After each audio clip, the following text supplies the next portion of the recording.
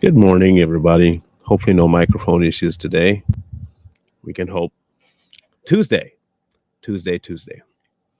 Um, we are going to be discussing some things that are more along the lines of what's going on socially. Um, it's becoming a problem for single men. It is becoming a problem for single women. And that is the issue of men giving up their power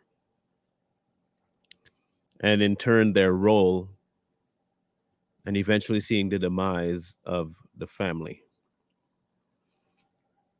So, unlike most times, I'm going to be doing more analogies about the end of Samson's life than I would normally do on a scripture. So, we are going to be discussing mostly the issue he faced, his biggest vice. Um, so, we'll talk about his story and we'll draw the correlations between him then and men now. Um, we are going to be going from the get go to understand what exactly he was born into. All right. Anytime you see a passage begin with, and the Israelites did evil in the eyes of the Lord, just know that the whole rest of the chapter is going to be fraught with conflict. They seem to almost have that down pat every time they did something crazy. So the Lord delivered them into the hands of the Philistines for 40 years. A certain man of Zorah named Manoah from the clan of the Danites had a wife who was childless, unable to give birth, and the angel of the Lord appeared to her and said, "You are barren and childless, but you are going to become pregnant and give birth to a son. Now see to it that you drink no wine or other fermented drink, and that you do not eat anything unclean. You will become pregnant and have a son whose head is never to be touched by a razor, because the boy is to be a Nazarite, dedicated to God from the womb. He will take the lead in delivering Israel from the hands of the Philistines." Now, again, a Nazarite vow means you don't cut your hair. Okay, it's a piety sign, FYI. So his the creed was that he should not have cut his hair. That is where the blessing was lying. It was in the fact that he was going to be taking the Nazarite vow. Now we all know the tail end story and a little piece of the middle story of Samson. We know about Delilah, and many of us know about the jawbone of the donkey that he just beat 1,000 people to death with. Some of us may even know about the eating honey out of the dead carcass of the lion.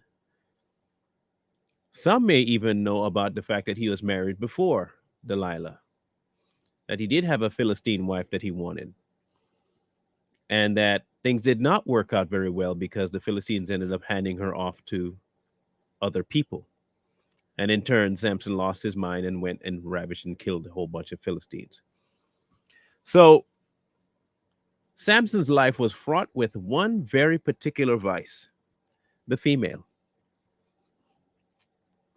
Samson's weak spot, aside from the hair cutting, was the female. Samson ignored reason, he ignored blessing, he ignored wisdom for the female, multiple females.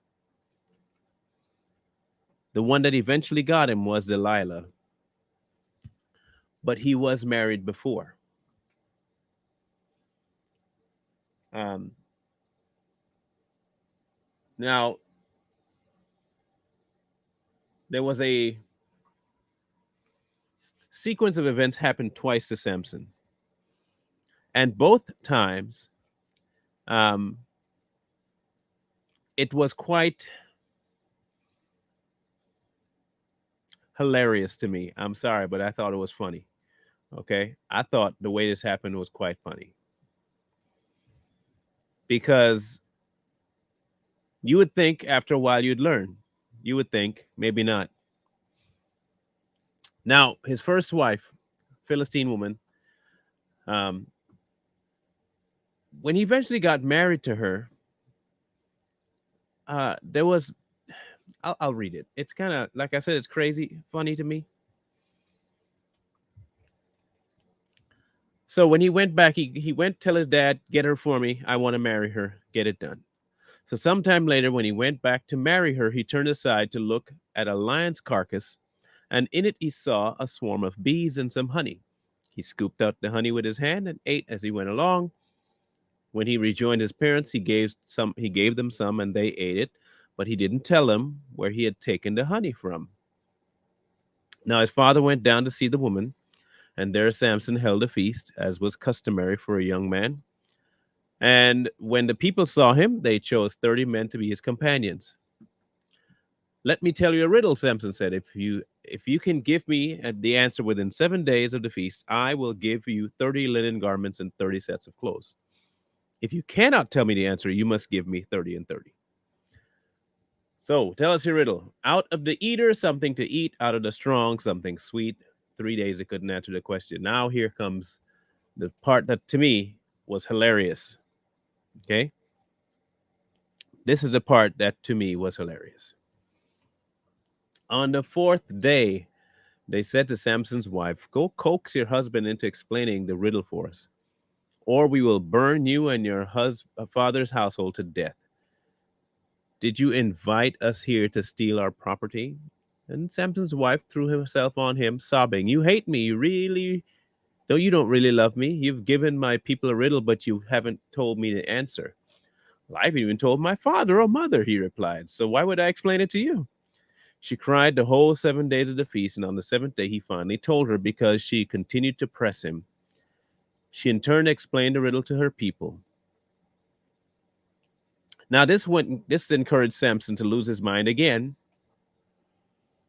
and go take care of things. This is the wife that got handed off to his companions that were given to him. Why do I find that hilarious? Men, how many of us have succumbed to that tactic? You've made a decision for the household, and you have given in to that tactic. Women, how many of you have used that tactic to get something you want? And be honest with yourself. Be honest with yourself. You guilt trip, nag, yeah. You use tears, and you push and push and prod and prod and push and push, and eventually the man gets frustrated and gives in.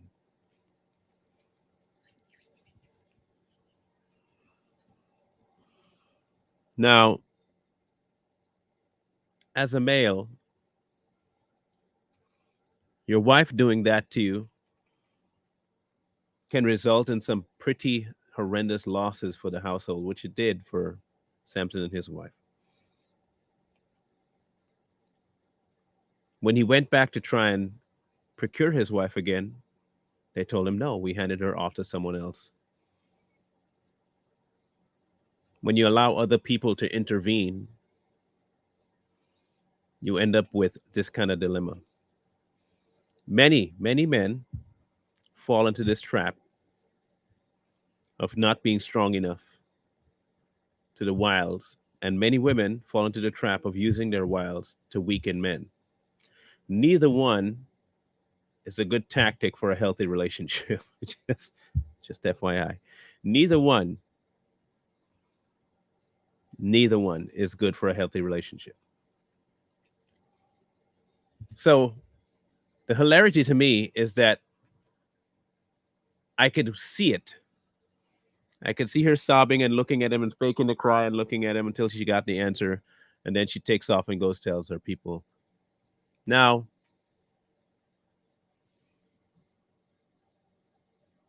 In chapter 15, it starts off and says, later on, in fact, I'll read it with you. I'm going through all of Samson's phases for a very specific reason. And the reason is we need to build out and flesh out Samson so I can show you something about today. Later on, at a time of wheat harvest, Samson took a young goat and went to visit his wife. He had left because it was very much a painful issue. I'm going to my wife's room, but her father would not let him go in.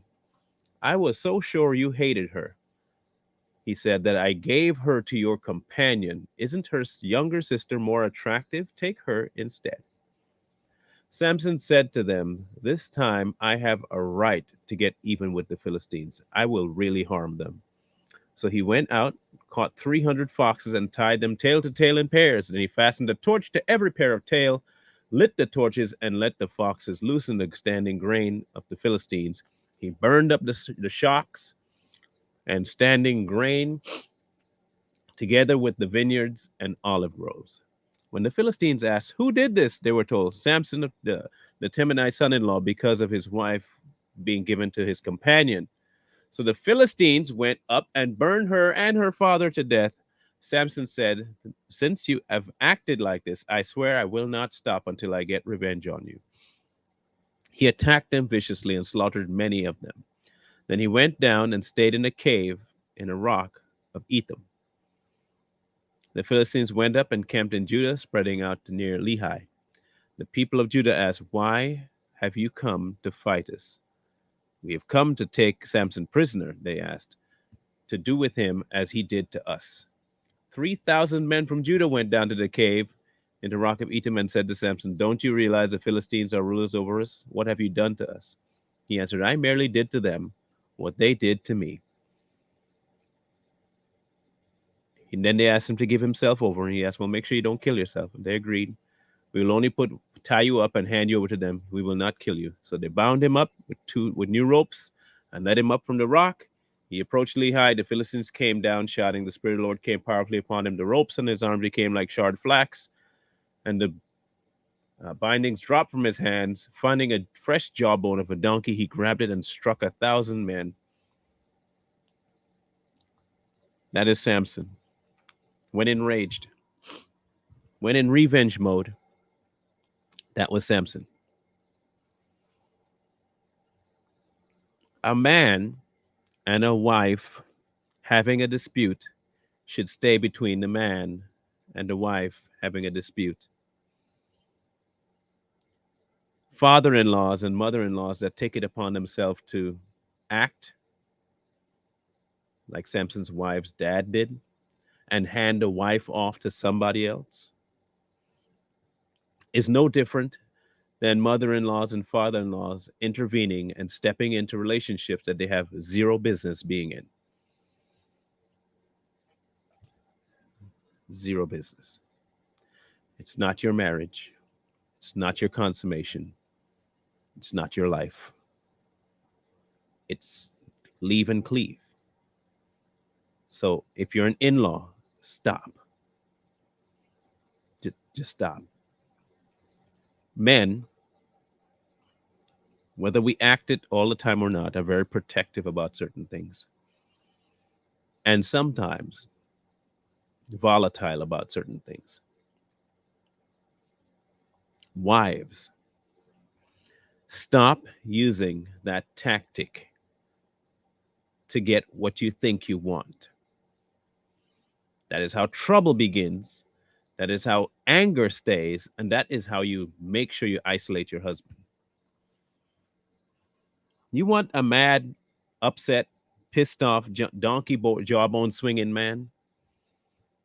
Do like his wife did. Manipulate him. Manipulate him.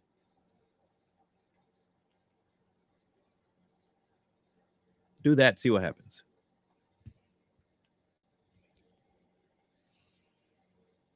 By the time chapter 16 comes around, we get to the portion of the story that is, by all accounts, what most people remember about Samson. Now remember, his vice is females.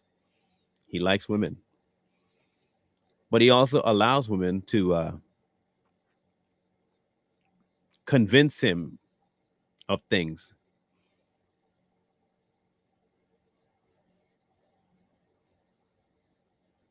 So either by having him liquored up or him just giving over to too much of their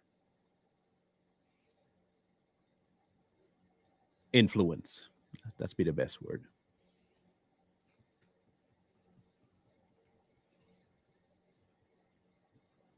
So let's read that part. Can you clarify that statement?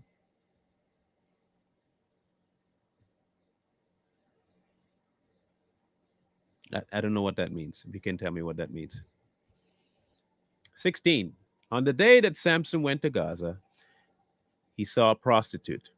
He went in to spend the night with her. The people of Gaza were told, Samson is here. So they surrounded the place and lay in wait for him all night at the city gate. They made no move during the night, saying, at dawn we kill him. But Samson lay there until the middle of the night. Then he got up and took hold of the city doors and took hold of the doors of the city gate, together with two posts, and tore them loose, bar and all. He lifted them on his shoulders and carried them to the top of the hill that faces Hebron. Sometime later, he fell in love with a woman in the valley of Sorek, whose name was Delilah. Completely different person, okay? So that's two women already. The rulers of the Philistine went to her and said, see if you can lure him into showing you the secret to his great strength and how we can overpower him so we may tie him up and subdue him. Each one of us will give you 1,100 shekels of silver. So Delilah said to Samson, tell me the secret of your great strength and how you can be tied up and subdued. Now, men, it will be very rare that a woman will do that and tell you exactly what their plan is. They're not going to come to you and say, hey, by the way, how do I get you, I don't know, weak enough to get tied up and beaten up?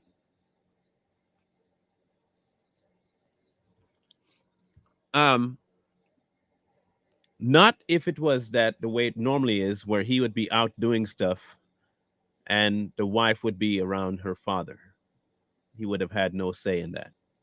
It would have just been done. That's just how it worked. So Samson is anyway, let's continue reading Samson here. Let's let's finish that story. Yeah, they're not going to tell you that they wanted to tie you up, but Samson is so far gone. She's saying that's what they want, and Samson answered, if anyone ties me with 7 fresh bowstrings that have not been dried, I will become as weak as any other man. Then the rulers of the Philistines brought her 7 fresh bowstrings that had not been dried, and she tied him with them. With men hiding in the room, she said to him, Samson, the Philistines are upon you. But he snapped the bowstrings easily as a piece of string snaps, and when it came close to the flame.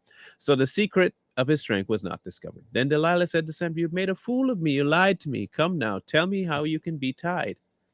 He said, if anyone ties me securely with new ropes that have never been used, I'll become as weak as another man. And she did that. It snapped. Didn't work. Third time. All this time you have been making a fool of me and lying to me. Tell me how you can be tied. If you weave 7 braids into my hair in the fabric of the loom and tighten it with a pin, I'll become as weak as any man. So she did exactly that while he was sleeping. She told him again, oh, Philistines are upon you. He got up, pulled the pin and the loom, and everything came undone again. Again, she comes again. How can you say I love you when you won't confide in me? This is the 3rd time you have made a fool of me and haven't told me the secret of your great strength. With such nagging, she prodded him day after day until he was sick to death of it.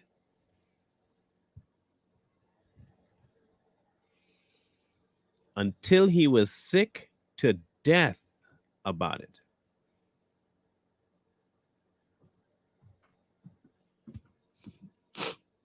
Um,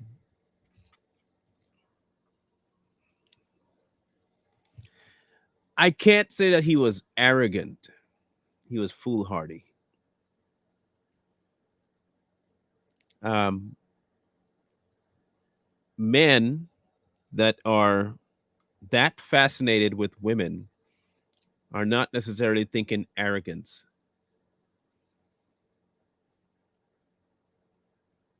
They're not really thinking arrogance.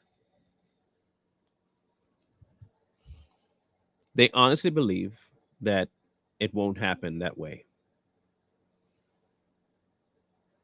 And at first, they think it's a joke and they'll play along with the joke until things become no longer a joke and you realize that there's a problem a tad too late. Again, women, though, this nagging aspect, it has come up twice now. And both of them in occasion of trying to get a way to weaken a man, to find a man's weakness, to subdue him, to hand him over to the enemy. If you don't believe that your nagging is a tool of the devil, then maybe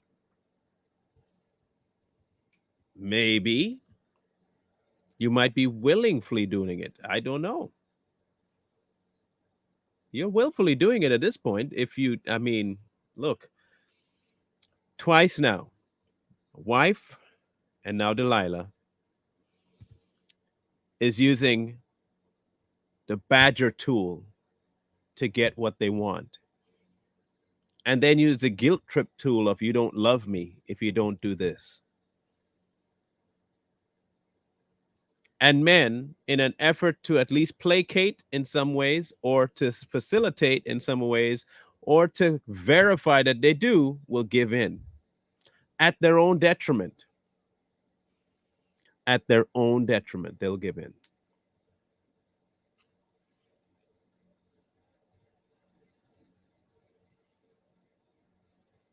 So he told her everything. No razor has ever been used on my head, he said, because I have been a Nazarite dedicated to God from my mother's womb. If my head were shaved, my strength would leave me, and I would become as weak as any other man. And when Delilah saw that he had told her everything, she sent word to the rulers of the Philistines, come back once more. He has told me everything. The rulers came back with silver in their hand after putting him to sleep on her lap. After putting him to sleep on her lap, she called for someone to shave off his braids off his hair, and so began to subdue him, and his strength left.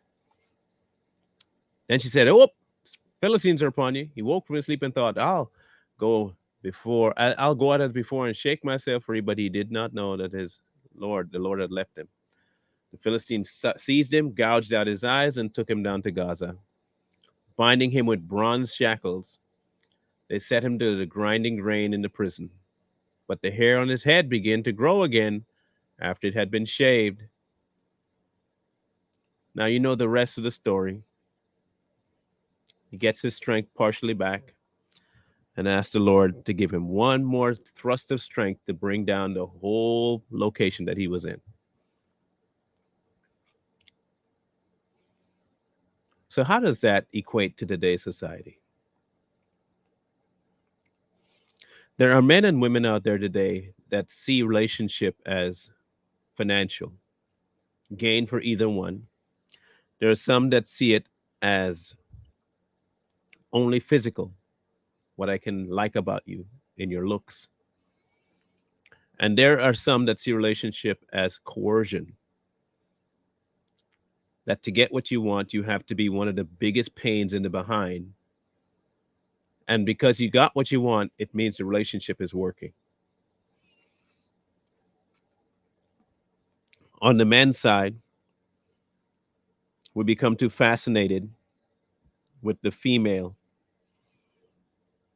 We don't nearly invest enough in our patience to not succumb to what they use as tools. We lose our bearing when we're trying to keep them entertained and with the illusion of acceptance, and we give them anything they want. The term is being a simp, is what it really comes down to. The blend is knowing what your role is. The blend is not a man being more domineering or a woman being more submissive. It's not the answer to the role. Those are fulfilled roles already, but they have to come from a different location. They have to come from a location of understanding what your role is. Being in the role is totally different than knowing what it is. Because if you don't understand why you're there, you're going to rebel against it. If you, as a wife or girlfriend, can think of nothing but finding a way to get your way with your significant other, you are in the wrong kind of relationship and you are in no headspace to be a wife or girlfriend. You're an enemy to that person. You're the Philistine. Men, if you give up your power for the sake of women or making them feel accepted, you're just as bad. If you give up your role for the sake of a female and making them feel more accepted by you, you are not a man. And you really don't deserve the strength you have. You will end up exactly like Samson. Samson is the epitome of most what you would call macho men. Super strong, physique, into women, fairly confident in what he has, knows at any moment he could beat the snot out of anybody that's his adversary. His one sugar vice is females, and they can get anything they want out of him multiple times. He went through his first marriage understanding that this woman manipulated him to get what she wanted to the point where he went out and killed thousands of people and still ended up losing her. Fast forward to Delilah doing the exact same thing your wife did, and you don't see it because you are so enamored with sleeping on her lap. That little fake idea of peace and calm,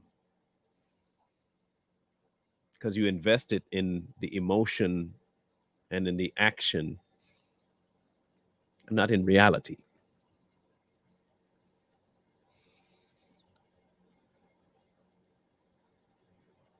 Men today have it hard, I'm not going to lie, because the narrative is pushed so heavily on females to be the dominant role that some of you women believe it and you act accordingly in the marriage. You play your feminine wiles just fine before the marriage because you know the kind of man you want.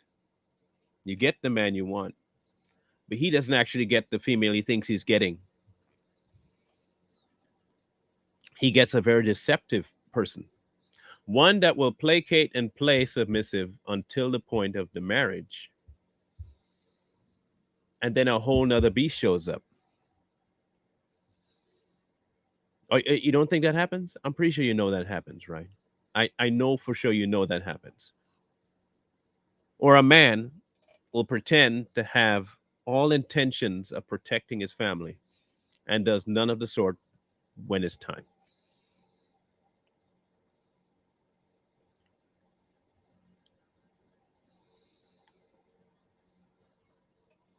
When you become a spouse, male or female, and I don't mean male, male, female, female, I mean whether you're the wife or the husband,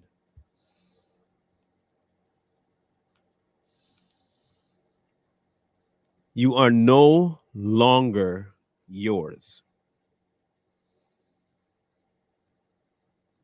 You're no longer yours. And I'm talking about from the true definition of marriage, not from the world's definition of marriage. This equality nonsense is BS. There is no equality in marriage. I'm going to say it again. There is no equality in marriage.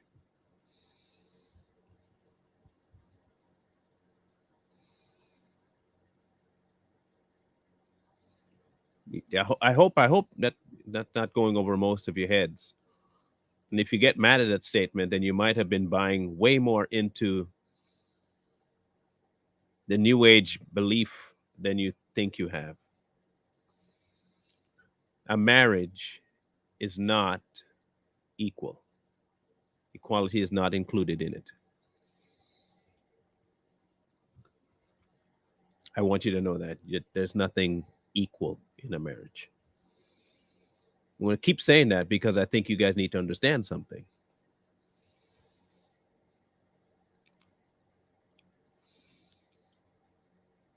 Um, when he set up the hierarchy, he meant it just like that, at a hierarchy.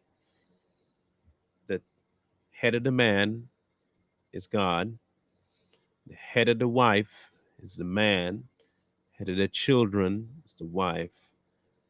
That's it. There is no equality there. The buck stops here, both in blame and in pride. It stops here. But a lot of men take Samson's approach where the woman really has the power and he's just along for the ride. He's her tool and it'll end up killing you.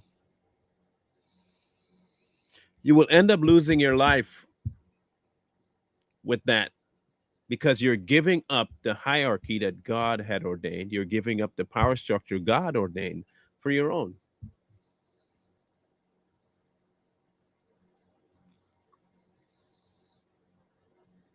Modern women don't like that, which is why I say men have it really hard today. They don't know how to submit because they are told, even in church, that they need to be independent and strong.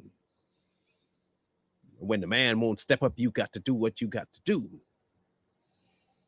Then the man will be told, defend your woman at any cost, make her feel valued.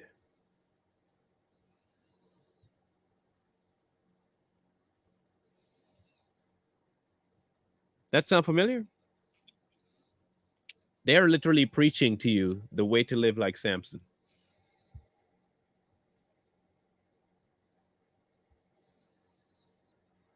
That's exactly all they're doing. Modern day church is teaching men and women how to live like Samson and Delilah. Men, give up all your power, give the woman whatever she wants, and that's how your life will be happy. Women, make sure you use your feminine wiles to subdue your man and keep him in line. You've heard that before.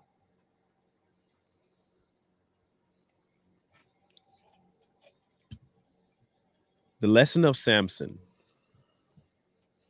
is not in his strength and his machismo, it's in his stupidity. The real story of Samson is in his stupidity, his inability to see through his vice. I'm I identify a lot with Samson on this aspect. Back in my day, that was my vice. That was my vice. I wanted the attention and the acceptance of a female so much that anything that I could do, I would do. It wasn't even about loving me, it's just that they would accept me in some way, shape, form, or fashion.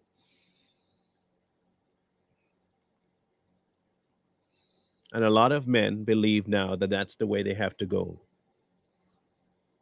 And they give up their intelligence, they give up their reasoning, their logic, their wisdom for the sake of acceptance on a female. And in doing that, he foregoes everything to do with God.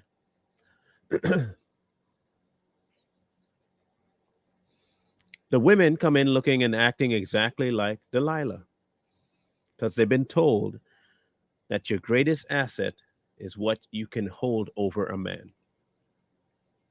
Not what you can help him with, what you can hold over him. You are told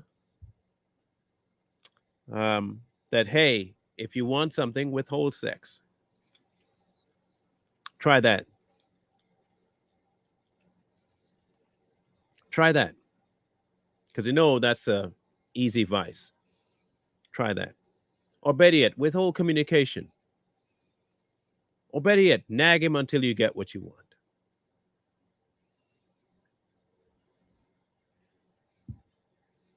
The world wants Samsons bound, either by folly or by cords. When the man, however, wakes up and realizes that I've lost my sight and I got rid of the one blessing that kept me strong, and he reaches out to God and screams, give me one last ditch effort to defeat my enemy. When man gets back to that level, you'll see an entire switch in the household.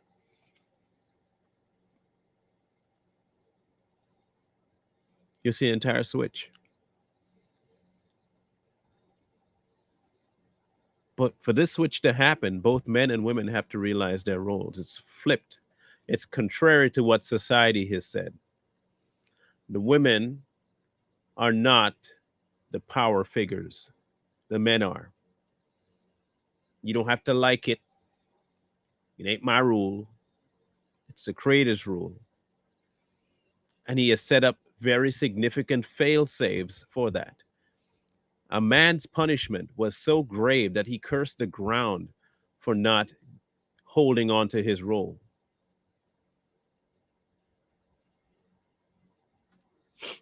The man's punishment was so great that he cursed the ground.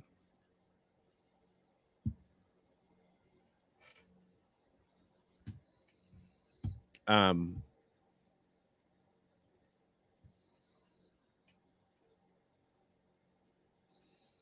I'm going to assume it's satire. I'm going to assume that you don't think that that is what is being espoused here. But I'm going to ask for clarification just to be sure that you don't think that is what I'm espousing. I just want to verify that that's not what you're assuming or saying or inferring. Um,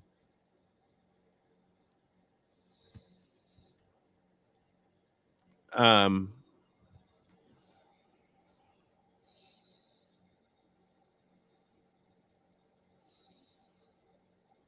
okay. Um,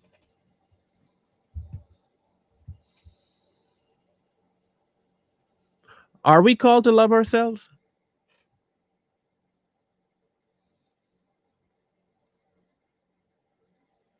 Are we called to love ourselves?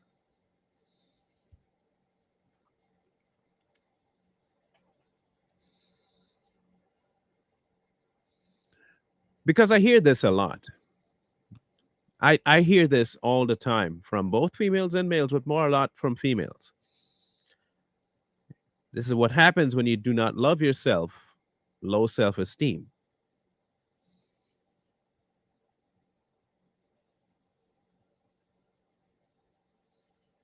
I do not ever recall being asked to love myself anywhere by God. I know He loves me, but I don't think I've ever been called to love myself.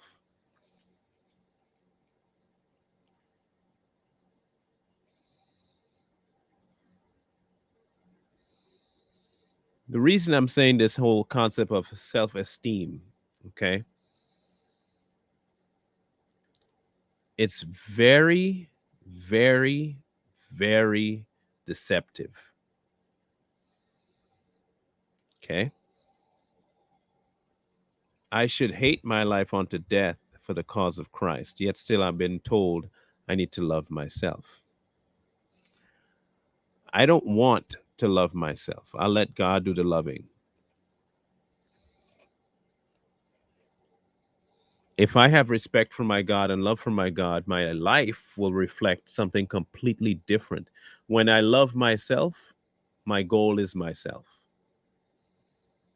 It's very hard to be sacrificial when you love yourself. It is very difficult to be fully sacrificial if you love yourself. When you replace self with God, however, self sacrifice is simple because He did it as an example for you to learn.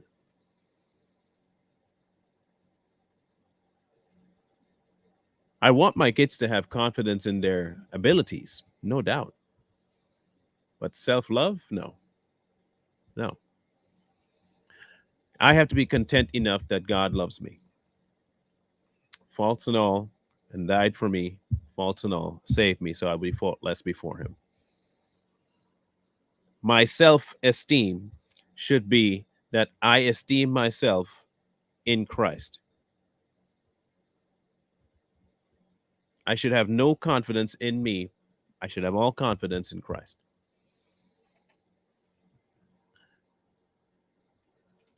Anytime you put the thing self in there, you run into a problem of putting self above the matter at hand. And that's a problem because it happens so slickly that you don't even realize that you're putting yourself above the relationship because you're not happy. And you consider a lot of things that your husband trampling all over you. Case in point, allow your husband to walk all over you, you said in one of your statements. What if you consider him always deciding for you, him trampling all over you? What if him actually being the head of the house and making all the final decisions? What if you consider that stepping all over you? Is that a matter of self esteem or is that just pride trying to get its own way?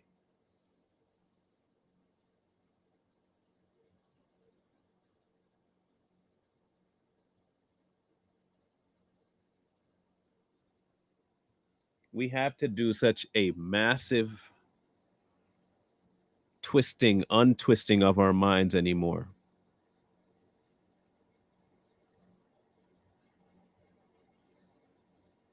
We've been told so many things about marriage and about relationship that now even the basic function of it, when you tell people from the Bible, is a problem. You tell a woman, hey, your role is to be submissive to a man. You tell a man, your role is to be submissive to God. Physical abuse roles will happen when neither one of you are focused on God. A man's role is a protector. A woman's role is a teacher to her children. When the man does not fulfill his role, chaos ensues and the house falls apart. When a woman does not fulfill her role, chaos ensues and the house will fall apart. Your job as a woman prior to marriage is to line yourself up with God and not pick for yourself your own vices. Women enter into abusive relationships because they choose it. Hear me out clearly as day is long. You choose it because 99% of the time, you step into something because you want it, not because you consult God about it. You wanted something and you moved without any okay from God. You chose that.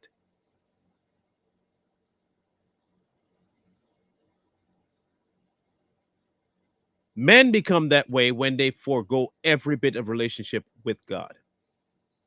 This has zero to do with all of a sudden it pops open.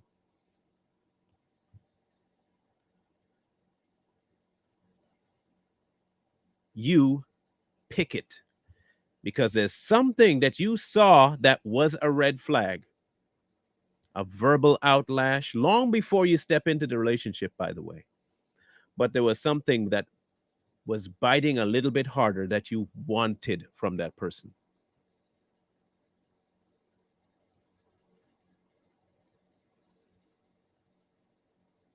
Come on now. I'm just telling you that whatever that thing was, it outlasted your intelligence. It outlasted your commitment to God. It outlasted it. Okay, let's be honest. We're adults here, right? We're adults. Okay, let's be adults. If you're single out there right now, you mean to tell me you can't decipher the one little antenna alarm that's going off in your head about the person? Warranted or not, you can't tell me you can't feel there's something that might not be right. The majority of you ignore it and say, I might be able to fix it or I can get past that.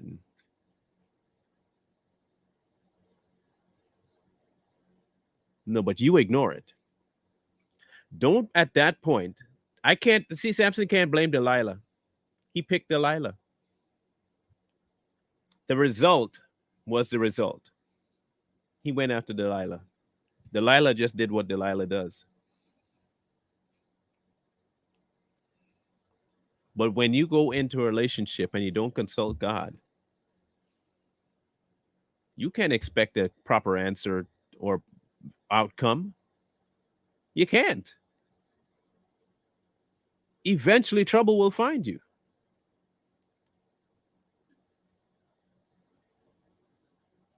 Samson ignored every protocol given to him by God. And every time he ignored it, he ended up in a situation where eventually it took his life.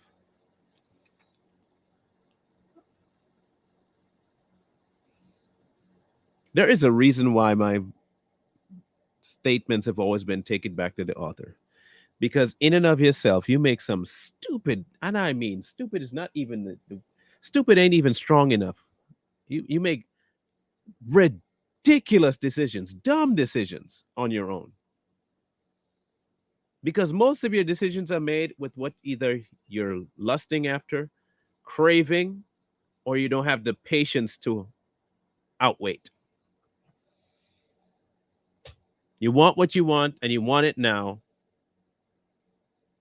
I want the whole world. Remember Willy Wonka and the purple girl, the little blueberry lady? I want it now. That's how we live anymore. And we end up losing our hair, all our strength, and we're imprisoned. And before too long, we're dead.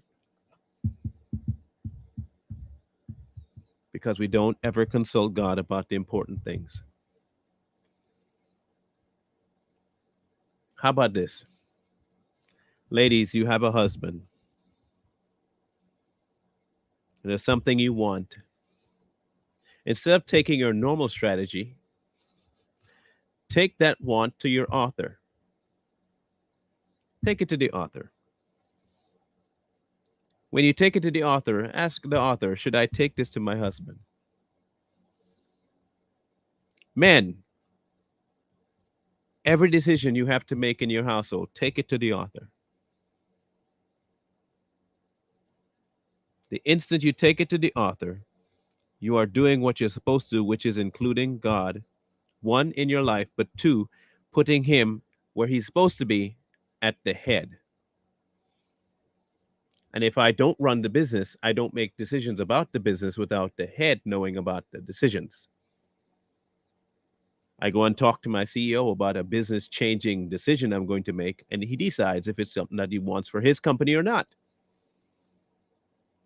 The same way, I don't let my people beneath me, and because I'm the manager, tell me what they're going to do while doing it, and I'm supposed to be okay about it. That's not how that works. For the business to flow properly, I work for an overall company, and that company is owned, built from the ground up by God. I was placed in a managerial position, and I was given charge over a few people. When I am trying to make decisions about my underlings,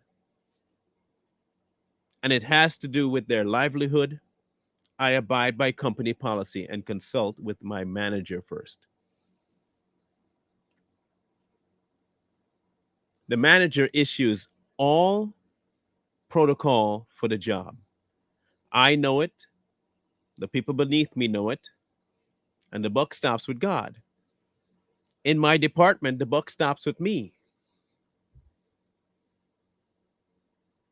But I treat my employees with respect. I try to bring out the absolute best in them for the business to run well. I leave the door open for when they want to come talk to me about issues they're having on the floor. I take care of problems that are messing with them. And we all prosper because the business itself is going well. And the owner of the company starts issuing bonuses, blessings upon blessings upon blessings, because we are functioning in his business the way he wants his business run. We're not coming there with our own agenda. We're not coming there with our own plan, trying to usurp authority from the manager and go above his head and all that. No. Samson did not abide by the power given him. His vice became too much and he gave in. Men today, your calling is to be the head, and you're supposed to be a husband long before you are actually one. Women, you're supposed to be a wife long before you are actually one. So that when you do come together, it is just a continuation. If young men are raised to be husbands and young women are raised to be wives, you won't see the problems we have in marriage today. Because you're teaching the boy to honor God first, you're teaching the woman to honor the man that honors God, and you're set. So when she has her decisions to make about picking a spouse, it's already made because she's always running it through the author, period. Because she herself is living that life.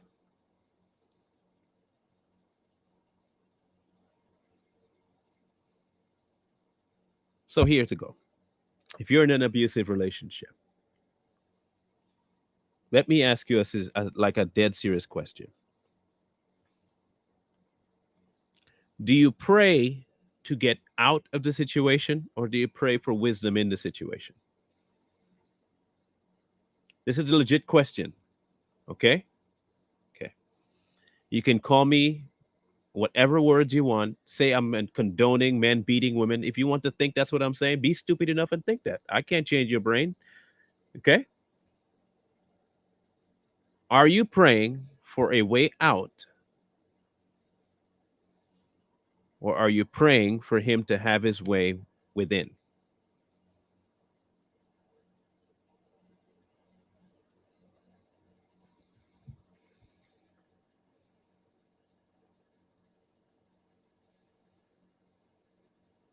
Because there's a big difference between the two. Can God change that person?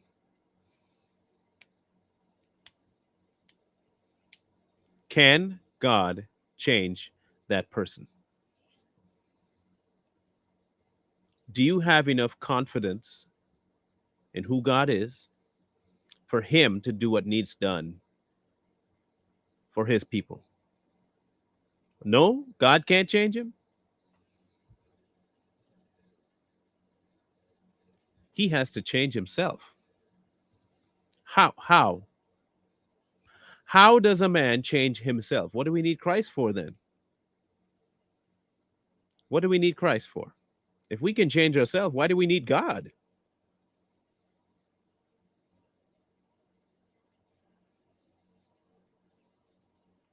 So the majority of people, at least you admit that you pray to get out. You pray for out.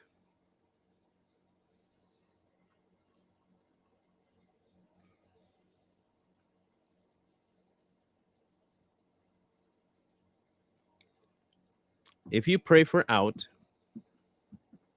okay, you're praying for out. I would just have one solution to try. Just give it a go. Um,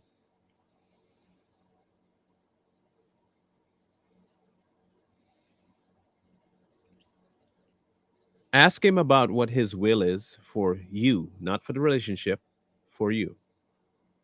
Not the relationship, for you. Men and women can have this question asked. You go to God and you ask what is his plan for you. Not what you want, but what his plan is. See, many of us go into this thing and we have, admit it or not, we have an agenda and a plan of how we think it should go. And we do things that sometimes we don't consider a problem because we like doing them. And because we like doing them, we're not going to talk to God about that, because if I like doing it, surely God's okay with it.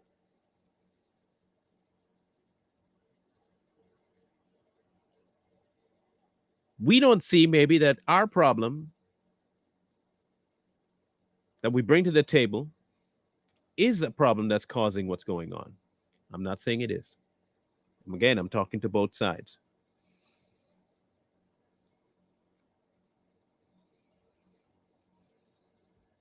Okay. My beautiful daughter stayed in an abusive relationship because the church was against her leaving. Now she's dead because he murdered her. Sorry for that event taking place. But you gave all the answer possible in your statement. You gave every answer to what took place in your statement. And it's good. It's good that you mentioned this particular line, because this will come in very handy later on. What do I mean by that?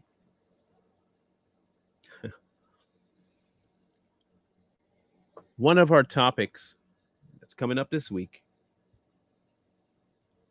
is the church, building or a body.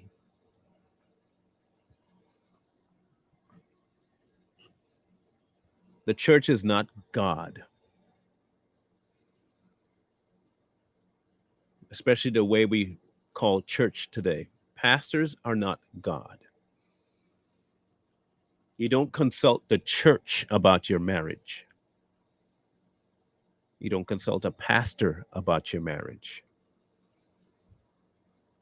It is not their will. It is God's will, not the pastor's will, not the preach. It's God's will.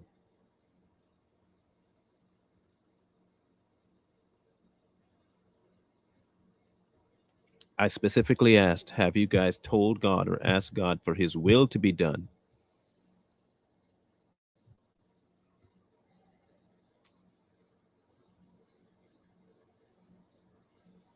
The church should be the reflection of the unity that God possesses. Today, the church has become something completely different and has zero resemblance to God.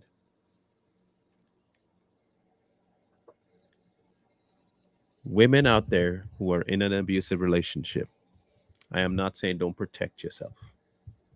Not saying that. But there are ways to protect yourself while preserving your marriage and giving God the opening and opportunity he needs. One of those things is a restraining order. If you've been hit on, if you've been punched in the face, beaten up, separate. Give both you and him the time to find God deeper and pray for that. Not pray for the measurement of the relationship to be mended, not pray for him to stop beating you or pray to get out of the abusive relationship. You pray for God's will to be done. What is his will? What is his will? That all should come to the knowledge of God.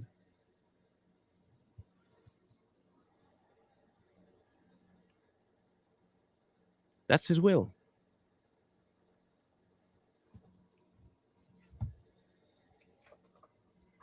That's his will.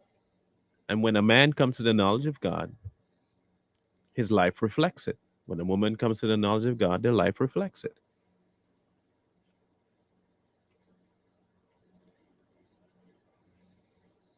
What about mental abuse? Same exact thing. Physical abuse, mental abuse, it's all the same. It's a lack of God, right? Women do it to men do it to women. It doesn't change the need. The need is still you need to hear that God is the one in charge of all of this.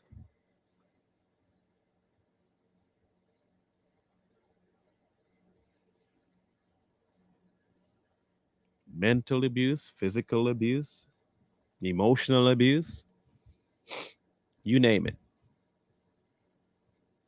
You nagging is emotional abuse. You constantly wanting stuff is financial abuse. You screaming and yelling and insulting the man is abuse too. Abuse is just abuse. But you both are lacking one very big thing, and that's God.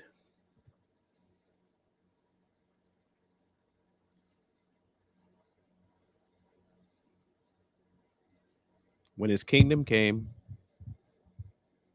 his will should be done. And we're supposed to ask for his will to be done.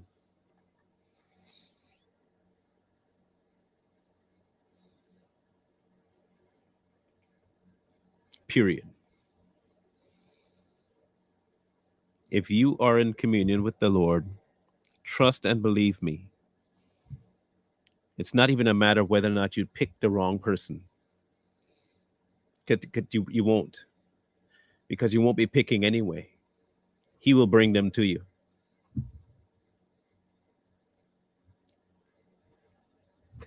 I don't know how else to explain that to you. I'm just saying.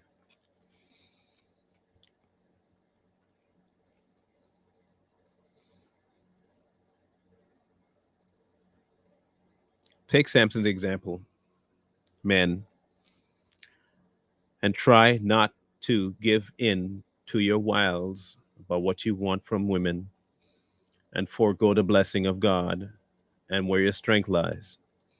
Women, do not use your feminine wiles to seduce men into coercion and getting them to do what you want. That's not your role. That's not what you use it for.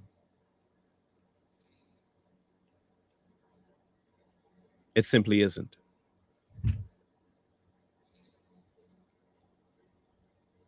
The unity between a husband and wife is synchrony with God. If you are synced with God, the marriage works. It's automatic. Stray off of that, problems.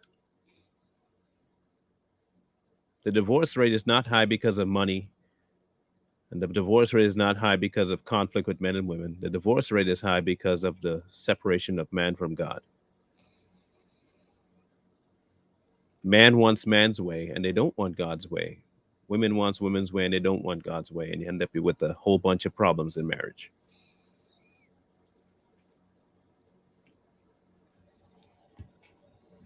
That's just a fact of the matter. Okay, that's just a fact. I'm not making this up. This is how it is, and it's his creation. Marriage is his idea, not mine. How am I, who are coming? I'm coming Johnny come lately to the marriage scene.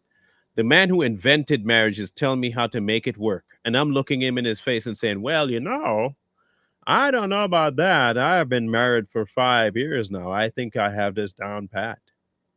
And he looks at, but what I created it, I know exactly how to make it work 100%. Well, that might be the case, but I'm betting you I could make it work better without your way. And then when it breaks and it falls apart, you go back to him and say, well, why didn't this work? Well, maybe because he didn't read his stinking instructions on it, and he didn't adhere to the instructions. You didn't even bother one. Are there instructions for this? You didn't bother. You just tried to put it together the way you saw someone else put it together, knowing that theirs failed, but you figure I could do it better. And then you screw it up.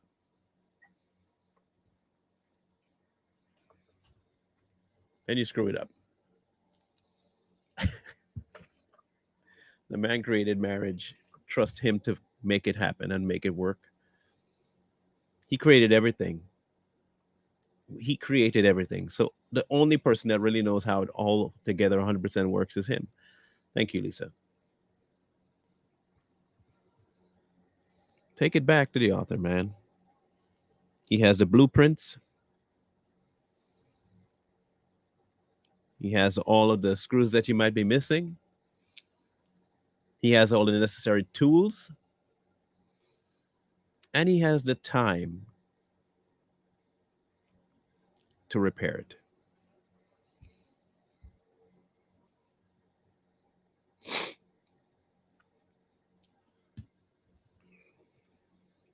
Okay, good.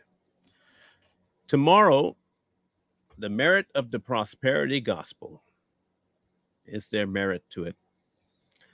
Then the spanking argument, and then church, body, or building. Don't want to miss those. You really don't want to miss that one. We will chat tomorrow. Update. I do have another MRI on the 23rd. So hopefully they find something that will be able to identify my issue, but hopefully I don't need surgery. That's what I'm really praying for, is to not need surgery. But I'm also saying if that's what he deems necessary, I have to deem it necessary. If nothing is deemed necessary, then nothing is deemed necessary. I'm leaving it to him. But he also knows what I would like. That doesn't mean he has to answer it my way. But I figured I'd give you guys an update. And since people I know ask, thank you, RJ. As soon as I get the results from that, though, you guys will also know. And we'll go from there. You guys have a good rest of the day. Really appreciate all you guys do. Your input, your prayers, all of it. I really do appreciate it. You guys rock more than you might be aware. So have a grand rest of the day, and remember, wisdom calls to you from the street. So please, please, please, please, please find wisdom.